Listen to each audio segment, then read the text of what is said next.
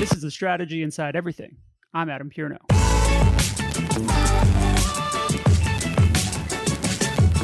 All right, welcome back to another episode of the Strategy Inside Everything. I am joined all the way from beautiful, although cold and windy, New York City by the fantastic Kate O'Neill. She is a strategist, futurist, and the founder of KO Insights. She is also pretty much never stops doing everything. She is also a speaker and speaks around the world and an author of multiple books, including her most recent book, Tech Humanist, which will probably inform a lot of what we talk about today. Kate, how are you doing today? Doing all right. How about you, Adam? Awesome. I cannot thank you enough for making time. I really appreciate it. I thought you might be bored, and you were like, I'm not bored. I'm just as busy as I ever was. And I was like, all right. It's funny. Still kind enough to make time. Thanks. No, I'm really grateful to have this conversation with you. I've been looking forward to it. But yeah, it's funny that I think a lot of us are staying busy. It's just the activities are dispersed in different ways, and the remuneration is different. So, the shape of it is a lot different for sure. Yeah. Give people a sense. There might be one or two people who don't know you already that are listening, but and for those people, would you give them a sense of kind of your background and who you are and what you've done? Yeah, sure. So I have been in the technology space in general for around 25 plus years. And that started after I was in college. I was actually a linguist by education, but I came into the tech space professionally because at the time that the World Wide Web came to be, I was supervising a language laboratory at University of Illinois Chicago, and I built a website there, which turned out to be the first departmental website. It got seen by a guy at Toshiba who recruited me to come to Toshiba in the 90s to build and then I ended up building their first intranet at Toshiba, and that started a whole series of things. I was in the first 100 people at Netflix. I had their first content management role. So I got to do this really fun series in the 90s of sort of pioneering sort of firsts and be part of helping figure out a lot of things around content strategy and user experience and, kind of putting some of these pieces together that we didn't necessarily have language for. And then over the next few decades had done a lot of consulting and writing and speaking and trying to help put frameworks around that and really try to understand how to bring that to a more disciplined approach for people. That's really cool background, and really there are a lot of futurists out there, and a futurist is not a typical role. So they have the varied background, which is always interesting in reading the background of how did they get to a place where they understand. But being there at the forefront of the web and at a place like Netflix, even Toshiba at the time when you were there was a cutting edge place. They're still doing pretty amazing things. Yeah. They built. I was working on a project that was documenting the chip that went into the Sony PlayStation 2. So, Toshiba Amazing. And Sony collaborating, and it was very cool, sort of forward thinking stuff. And, got to learn, I've really never done anything since then around hardware and chips, but that was my one exposure to like that side of the tech space. It hasn't changed very much. They're probably the same. I would think so. It was really kind of a fun thing about moving to Silicon Valley in the 90s that there were actually billboards advertising different kinds of chip technologies. And I thought, like, that really says a lot about a place. Years and years later, when I wrote Pixels in Place, I wrote about the meaning of place. And it was one of the things that I really was thinking about. Like, everywhere you go that has kind of a cottage industry, and of course, the cottage industry in the Bay Area is technology, you get this sense of that cottage industry of like what really feeds the economy and the population there. Yes. By what, the billboards are and what the kind of local discourse about that is. It's so interesting. Yeah. And who's filling the local restaurant or not in Silicon Valley, everything's delivery, but. Yeah. Well, now, yeah. Yeah.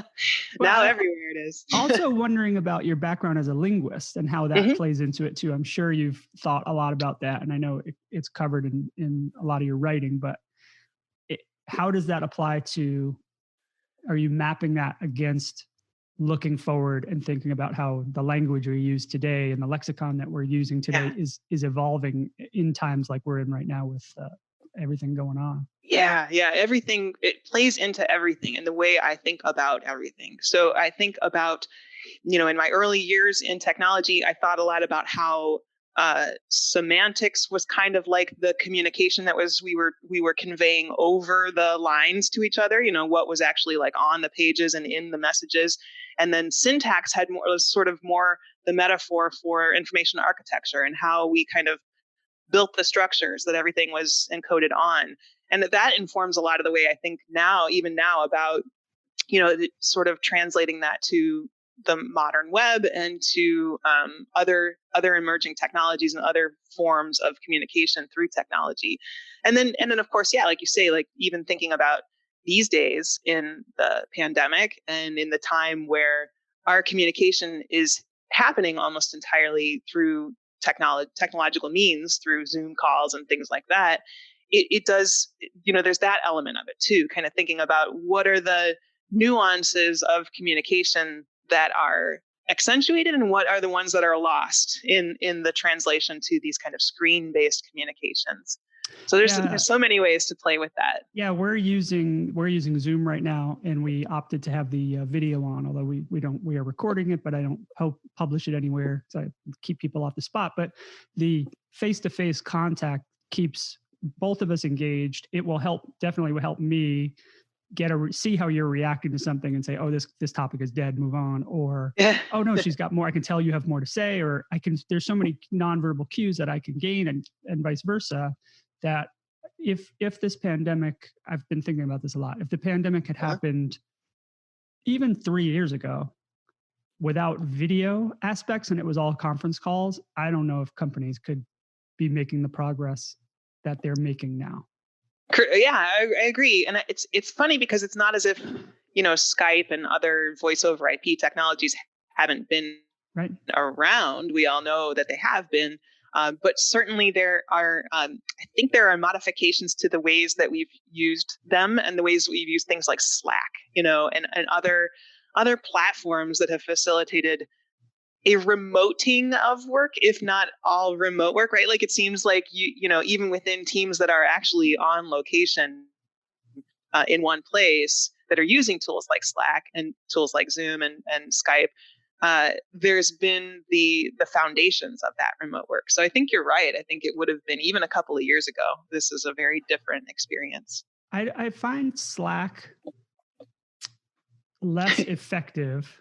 I don't want to slam Slack. A lot of people love Slack. Mm-hmm. But when I compare it to the way I engage with people on a video call, I just find it less effective. And I almost always, if it's anything thornier than a very simple, like, how you doing? Do you have an update on this? Yes, I do. I'll have it to you by noon.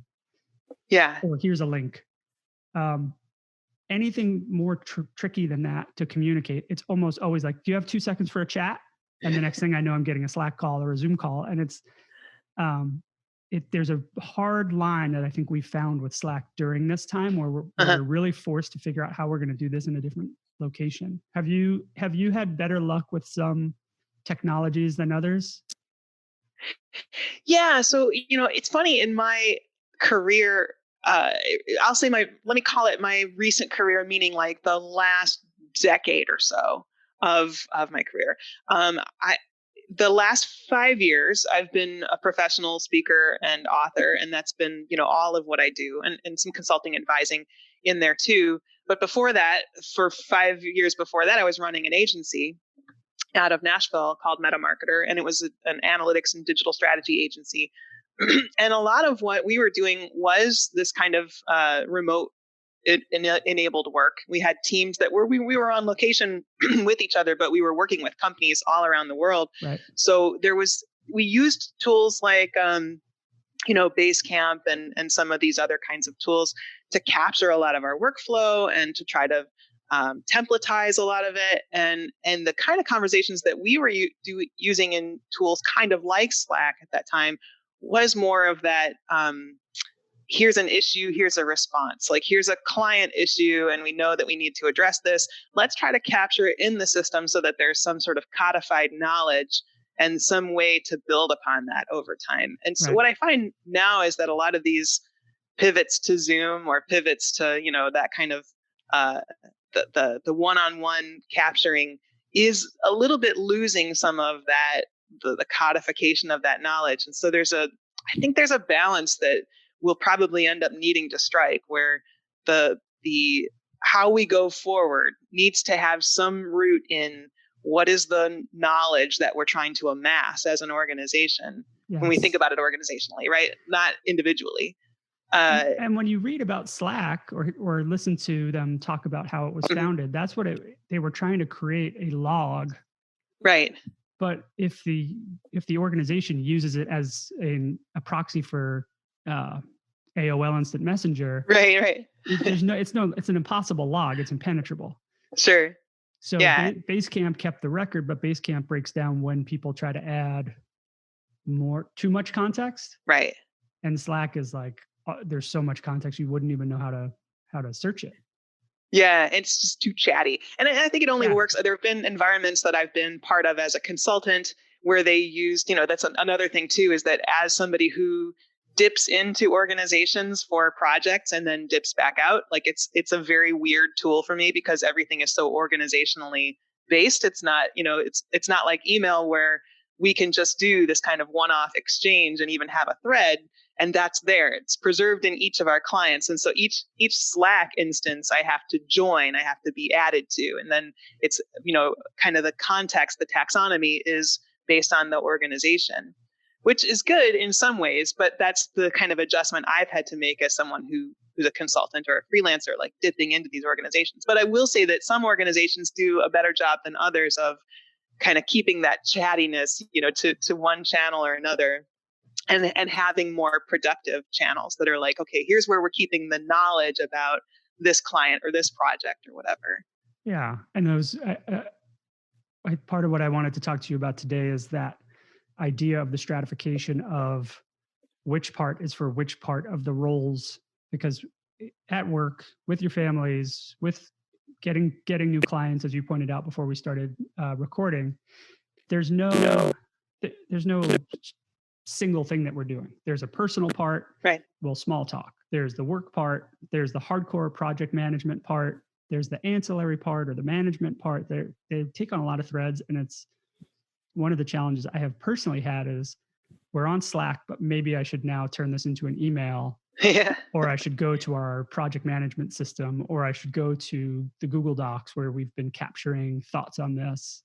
And I'm wondering if you've seen in the organizations you're working with or people you're talking to, how that is really forcing thought among organizations and people about how they're handling all those different parts of your splintered personalities that are all projected through one rectangle. Yeah. I mean, right now, I feel like it's a whole reinvention for everyone. Like, I think this, great pause, quote unquote, has forced that reckoning where even what seemed like good workflows before, like I think the observation has been made a bunch of times that we're all not just working from home right now. This isn't like normal working from home. This is working from home in a pandemic with a great amount of existential stress and anxiety. Duress.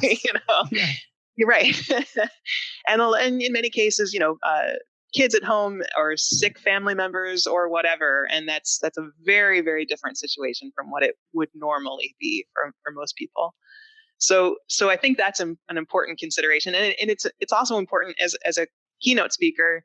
I've been noticing that a lot of my peers are talking about, well, I've been doing virtual presentations for a long time. I'm like, well, yes, I have too, but I didn't do them in this context, and you didn't either. And I didn't present this material via this thing, and it's hard. It's a weird shift. And then aren't you half wondering, like, when you're in a room and there's 1,000 people there, and you can hear the laugh, or you can hear a gasp, or you can see the faces that didn't connect, they didn't get it, and you can go say, like, hold on, I want to re-explain this one more time. Yeah. Isn't it weird to be presenting it virtually and just be looking at the chat to see if anybody's going to follow up? You have no idea. It is, but also I think I think there's been a lot of really great learning and sharing amongst my peers and my colleagues in the speaking space. So I've attended a lot of virtual events as well as presenting a lot of virtual events in this time to try to sort of observe what's working. And one of the tricks I've learned from others and have been using and passing on to others is to really engage people in the chat. So you get, you can use proxies, you can use exclamation points as laughter, you can use, have people type a one single character for like, type Y if you agree that yes, yes, I have been experiencing some existential angst during this time or whatever. You can see this flood of that one single character. And it's a little bit like the exhilaration of hearing laughter or seeing heads nodding. At least it gets you some kind of sense of engagement with the people that are on the other side of those screens everywhere. Yeah. It's not the same, but I feel like one of the great things about this is that we will get to sort of rethink some of the proxies for human interaction.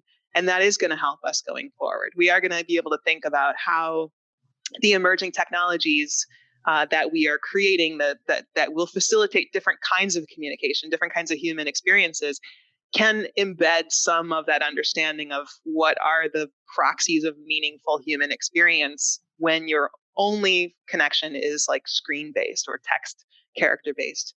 And that's important, I think. Yeah. And I'm what I was thinking, do you think that is more of a function of people learning to master the technology that we have today? Or is that more of people getting an insight into how to relate to other people and what they need at that moment? It's probably a little bit both, right? I mean, is that your instinct as you asked that question? I don't know. I was thinking it out as it came out, so I'm not sure yet. I'm not sure yet. It feels like both to me. And, one thing that you learn about me after spending even 5 minutes with me is that I'm a default both and answerer. Like that's okay. I'm an it depends person, so I get it. And everything does depend, but it's also, to me, a lot of things are both and. A lot of things make much more sense in an integrative framework than in an exclusionary one. So I would think that more likely than not, it is the fact that we need to understand the technologies and the media that we have now better, and also that we need to understand how to relate to each other better. And building upon that, I guess, like how do we read the signals of what the interaction with each other mean? I mean, everybody has had this kind of understanding for a long time that sort of sarcasm doesn't translate in email, and you can't have some of the nuances of communication come across in written language. Like people joke about the sarcasm font on Twitter and things like that. But that's just us not being able to read each other very well, us not being able to kind of make that leap across the limits of the chasm of that technology and say, like, here's what's really happening. Here are where the intents are, and here's where we need to understand what's really what we're really trying to get across. Yeah, I am on record as saying emoji are off brand for me. I don't use emoji, but I have learned that during this time, shit, man, sometimes you just have to use emojis. You have to add an extra exclamation point. You have to do a winky face so that people know. I've shifted at the beginning of this from like, what do I need to get through 10 hours at my desk in my guest room, to, oh, what is the other person on the other end of this message? What do they need to know what I'm really asking, and so that they feel supported and it doesn't come across as threatening, but it comes across as inquisitive or helpful, and much more thinking about these pixeled characters. They may not look the same to them getting it as they do to me sending it. Absolutely. Have you read the book Because Internet? Understanding the New Rules of Language. Gretchen McCulloch wrote this book. I think it came out last year, and it's fantastic. And it's one of the things that when we're talking about this, it makes me think of a lot of what she explores as a linguist, looking at language and how it communicates over the internet. And I do think about like the difference between an ASCII character smiley face versus an emoji smiley, right? And or versus using a GIF that sort of suggests a smile or a laugh. There's such a difference there, and it's you need a fluency in the language that is in order to get the real meaning across. But you also need to know the fluency level of the person on the other side. Yeah. Right. Yeah. And that's one of the tricky things I think about this. So when I keep coming back to, in even metaphorically, I keep coming back to this understanding of meaning as a sort of three-part thing. There's the intent of the speaker. If you're trying to convey something to someone, there's what you're actually trying to get across. There's the message itself as its own node or its own kind of nugget. and then there's what the listener receives of that information. And all three of those are different. And then there's potentially overlap between those three things. You hope that there's overlap, right? And the more overlap there is, the more shared understanding there is, which is the more meaning that there is. But you also have to take into consideration context that wraps this entire thing up, and what context is creating it are these limitations of and expansions of what can be understood. And I think one of the things that why I go back to saying, none of these my fellow keynote speakers have ever done virtual presentations in this moment, because the context is completely different. The fact that this is all we have changes the scenario quite a bit. So no matter how much experience any of us have in doing virtual, we have never done it where all anybody had was the screen to be able to engage with like new knowledge being presented in that format. Yeah. So I think those are all really important considerations to kind of thinking through, like, where do we go from here, and how do we understand how we even create meaningful experiences, how we create meaningful connections with one another, how we build upon the sense of nuance that's there and make sure more of that nuance is understood. Yeah, it comes back to gifts, are different. Right? Yeah. Oh, everything comes back to gifts all the time. Emojis. Some of the work I've done with experiences show that there's no experience exists in a vacuum, and so there's everything's interconnected in every part of your life. If you go in, and I always tell the story about I went into the bank last year, and it was 2 days before my birthday, and they asked for my ID, and I gave them my ID, and spontaneously the person looked at my ID and just started singing happy birthday. And the two people to her left and right, like, took a step over and barbershop quartetted me happy birthday, because I was the only person in there. And it was lovely. Amazing. However, I will never forget, and I will be a customer of that bank until something dramatic happens. But like what I needed, the financial transaction I was trying to make, wasn't meant to be a happy one. And I was like, well, now I'm happy, but now I'm conflicted. I'm in an emotionally weird place. So the experience was great. I still tell people about it. In fact, this is the first time I've told the story with the but. Yeah. To demonstrate that how connected the systems are and how much context is important. And so your point about, yes, we've all done virtual presentations. Right. We've pitched business. We have presented to our boss virtually, but now it feels like, the stakes are different. Mm-hmm. I don't know why. It feels like anytime I log on, I'm waiting for someone from HR to be on the other side of that thing that's like, hey, tough break. Like, right? Yeah, right? I don't know why. I just feel like the end is coming for something. Could be a me problem. Or just the general context, because everything is coming through the rectangle. Yeah. Where all Slack is up and email. And I don't want to miss an email, because I have no excuse not to. So maybe I'll just quickly flip off of what Kate's saying and just look at email real quick. And so we're all scrolling, and the kids are coming in and asking questions about math. So I think the context is a lot different.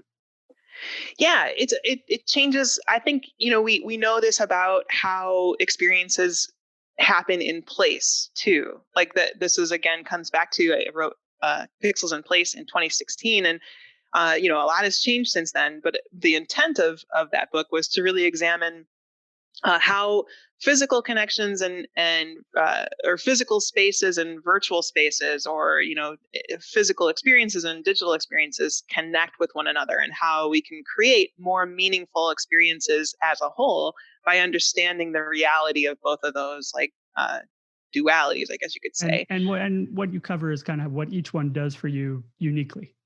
Yeah, but also I think one of the things that was interesting about that is to think about the elements of, say, physical space, and how different kinds of physical space change the nature of the experience that you're having.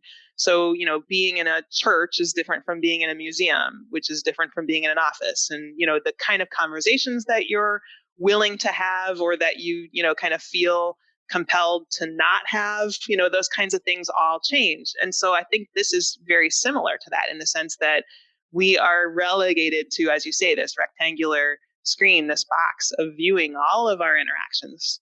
Everything has kind of come down to this rectangle. And that really, I think, changes the way we think about what's possible and what we should be saying, what we should not be saying. And so there's a lot that kind of shifts our expectations and our understanding of that. Yeah, I think about in preparing for this, I was wondering about empathy. As you know, if you watch a character on TV, even on the news, there's a limit to the empathy you can feel in a lot of cases, depending on how a story is presented. Um, and I've been thinking about if I only engage with people through video chats. Mhm. So there's people I know, but let's say I get a new client and they only know me through that. Um, how do I quickly figure out how to connect with that person when I don't get that true interpersonal time with them, and Yeah. how do I earn that same empathy from them, or that same connectedness with them when I'm just moving pixels. Yeah, and I have to say that quite honestly, I have found it in the last few weeks, in some cases, easier to make connections over the phone Mm, versus being on a Zoom call, because I think there's maybe ways in which a lot of us are getting Zoom burned out, yeah, and also I think the the conditions are different, and there's expectations that aren't sometimes met, like maybe the lighting is bad, maybe your connection is bad, maybe you have some distractions in the background, or something like that, or maybe I do, and maybe all of that is causing there to be barriers in our rapport that wouldn't exist over the phone, ironically, because we wouldn't have, we'd have sort of our imagination open in that space. So going back I've to the actually radio found that, days. yeah, right, right. I've actually found that in some ways to be easier. Like I think if I have a sales call, I'm really grateful when it can happen over the phone and not on Zoom, because it's less distracting. I could stay focused on the mission of the Well, that's interesting. So call. so all the ancillary stuff of like what's on the bookshelf behind the person, or any kind of visual cues become a sensory overload. Plus, if they are taking it on a literal phone, Yeah. and then they're less tempted to flip over to Slack really quick and see if they got a message while you're presenting a slide or while you're answering their question. Yeah, probably that too. And I think there's just a level of relief that some people are feeling right now too, right? When they're on a phone as opposed to being like stuck in front of a screen, because they can pace a little bit, and they can stand, they can walk, they can do a little, like fix themselves a cup of coffee or something. And that's not, you're not able to do that when you're on a Zoom or whatever kind of call. And I think there's a sense that maybe everybody's just a little burned out. I've actually seen a lot of my friends tweeting this kind of sentiment. I tweeted it back in early April. I was like, I'm done. Like, and I'm a huge extrovert. It's not that I don't like the connection. I really do. I really love being able to see people, and I want the connection.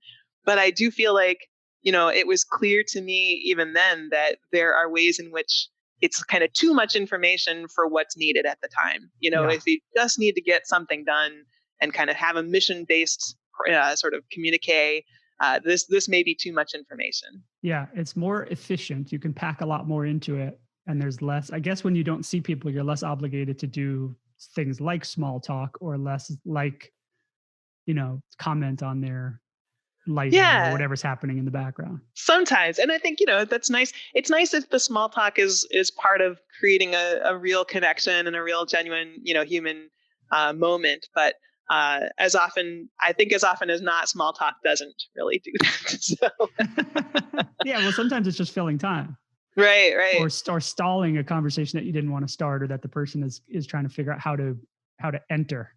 Yeah, and so I don't know. I guess I kind of think about the ways that we go forward from this, and what we build into like the new modalities, the new interactions, and what does it look like to have been informed by this moment. And I hope that what it means is that we will be more sensitive to the possibility of sort of just enough information on one hand, kind of creating the right context um, that's just limited enough to be able to be efficient for what needs to be done, but also on the flip side of that, to be able to create more nuanced communicate, sort of like more uh, contextually aware environments, that bring in more of the senses and allow people to have fuller engagements with one another. Because obviously, if you're trying to have like a family gathering via a video call, you want there to be a more kind of connected experience. Yep.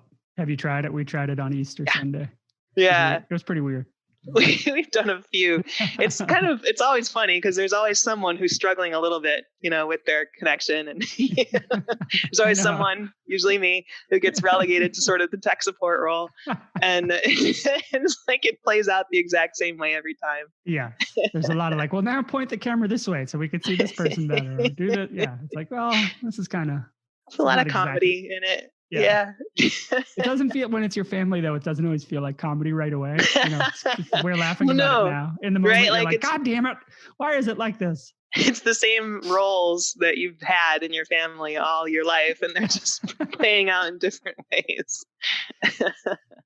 But it's wonderful that this exists. And I wrote about it in, I don't know, one of my books. I can't remember at some point that even as long as video calling has been possible, it still feels like magic to me. And I would say that's even still true. The fact that we can get through this pandemic with video calls being kind of the norm at this point is kind of magical. I think that's really one of those places where it's easy to write off the technology. It's easy to, and I've been kind of jokingly dismissing it and talking about the limitations of it, but I still do think that it is pretty magical. It is pretty amazing to be able to do this. And for you to be in Arizona, me to be in New York and have like a face-to-face communication, that's astonishing. But you make a good point. It is amazing every time it works.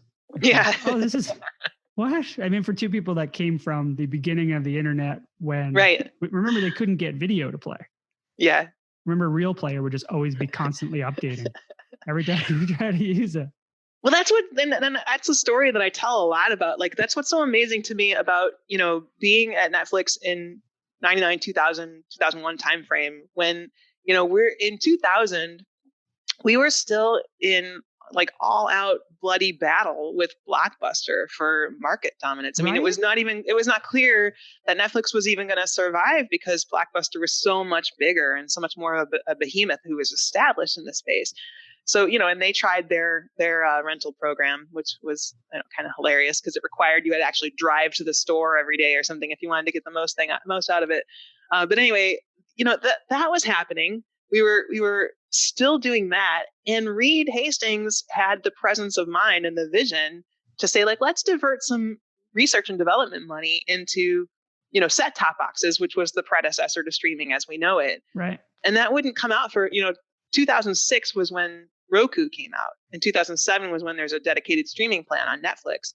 But that's 6-7 years horizon at that time to be a startup who's kind of coming up against such a 900-pound gorilla and be trying to figure out how you're going to not only survive this but be the innovator on the next stage. Right. I think that's fascinating, and that's always been so inspiring to me to think about. When we talk about like futurism and what that looks like. To me, it isn't always about, kind of picturing the far ahead future. It's just about really having some confidence about what your next step should be, the next few steps, Any thoughts that you have or have had recently about what are the next short steps based on if everybody is working from home, or I shouldn't say everybody, but everybody who's working from home today is still working from home in 6 months, an evolution of what all this looks like from a workplace perspective. I can isolate one area for you instead of asking the most broad question in the world. Yeah, right.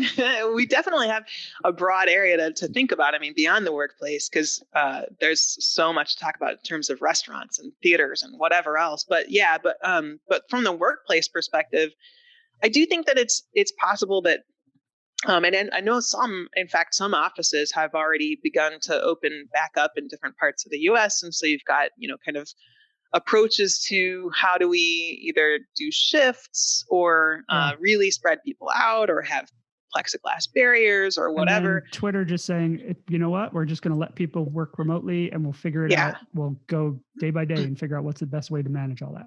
Right. And then other companies like Google saying, well, at least till the end of 2020. And then, who knows beyond that. I think that's going to become the norm. It's going to be like extending. And then, there's going to have to be sort of hybrid policies in place. That was kind of always inevitable. I think that, a lot of folks sort of viewed the opportunity for remote work and distributed workforces as an inevitability. And this is almost like the force that's tipping it toward that. But that doesn't mean that it's going to be easy. I mean, certainly there's going to have to be a lot of evolution in terms of management and accountability. There's been a lot more surveillance that's creeped up, which is, kind of disturbing that companies feel like they need to have surveillance as a form of oversight and management. So I hope that we learn better skills than having to sort of creep on our employees' computers. That seems like not a good approach. I don't think we have as a species, we don't have a good history of releasing a surveillance tool and then rolling it back when we didn't need it anymore. Right. So, right. Yeah. I hope you're right, but I don't know. Big conversation happening around that in a broader sense too, around, the contact tracing, immunity passports, like all of these different aspects of different kinds of data tracking and sharing and surveillance that are going to more than likely come into play. And how we put some kind of barriers around that to be able to roll it back or keep it from having mission creep. That's really important conversation. Yeah, I'm hoping they have those questions, but in the workplace more specifically, I hope some of those things that are being spun up are realized after 3-6 months. It's like, this really isn't benefiting us. Yeah, not necessary, and takes a lot of transactional overhead, to monitor, as opposed to learning better mechanisms for having teams collaborate and communicate and kind of keep status updated in meaningful ways. Yeah. And how does it make sense, or how can you get your team to be kind of motivated in the right way and moving in the right direction and incrementally making progress on something, so that it doesn't really matter if they're spending this 5 minutes on the project or that 5 minutes on the project. Exactly. Yeah. And a definition of what productivity means. Right. Does it mean being at your desk? Does it mean that you were available on Slack every minute of whatever the designated period is? Or does it mean that you met your project goal, you delivered what was meant to be delivered at the quality it was intended on time? Yeah, exactly. I tell this story too about one of my other favorite stories from Netflix is when I first came to the company, I was put in charge of a team of content producers, and I didn't know any of them. I didn't know anything about them, but what I found out was that most of them lived in Santa Cruz, and this is companies in Los Gatos, so this is just over the mountain, and they're on the ocean. And I found out they were 3 or 4 of them were all calling in sick on the same days. And this happened 3 or 4 times before someone kind of, so almost like sort of passing me in the hallway, like whispering in my ear, like, check the surf report. And I learned that it was that they were surfers. The people who lived in Santa Cruz were living in Santa Cruz partly because they loved surfing. And so I had to sit down with my team, and I was like, hey, kind of educate me. I don't know anything about surfing. I've never done it. So what does the timing look like? What does the day look like for you? And so they were like, well, I go out first thing in the morning. And I'm like, well, when are you done? When do you kind of come in for the day? And they're like, it's sort of 10, 11, maybe latest noon. And I'm like, well, then come in after that. Like, just come in. Don't burn a sick day for that. Yeah. Like, it doesn't make sense to take the entire day off. If you feel like you can get in a morning of surfing and then come into the office and put in a good, however many hours it takes to get your work done and contribute for that day, then that's all that really matters. And they're like, really? We can do that? I'm like, absolutely. Like, to me, it makes no sense to be arbitrarily focused. And of course, we were in an environment where that was possible. Other environments may not, the kinds of work may not lead to that kind of flexibility, but where it's possible, I don't understand why there isn't more flexibility. And that flexibility now has to include a lot of, homeschooling, a lot of adaptability for taking care of sick family members. There's just a lot of new kinds of variables that I think leaders and managers are going to have to get awfully good at figuring out how to build rapport with their teams, build trust with their teams, and have open communication that flows every which way. And surveillance is not going to cut it. No, I don't think that's the key. to building healthy relationships. No. Well, Kate, I appreciate it. This has been time well spent. Thank you very much for carving out an hour for me. Thank you. It's been really fun to talk with you. Next time, just by phone. By phone. I won't make you do the video. Where can people find you on the interwebs? A lot of places where I am is online on the social media. So you can find me on Twitter at KATEO. My website is koinsights.com. And I'd love to have you check me out there and connect with me wherever you find me. Absolutely. I will link to all those things. I will also add a link to Because Internet, which is the book that we talked about. So people can... Great book. Can find that. I mean, I personally don't have a lot of downtime. I'm out and about all over the place, so I won't be able to read it, but I've got all the time in the world. And my free HBO trial just ran out. So I think I will be buying that book. All right. Well, you stay safe and healthy, and thank you for having me on. You too.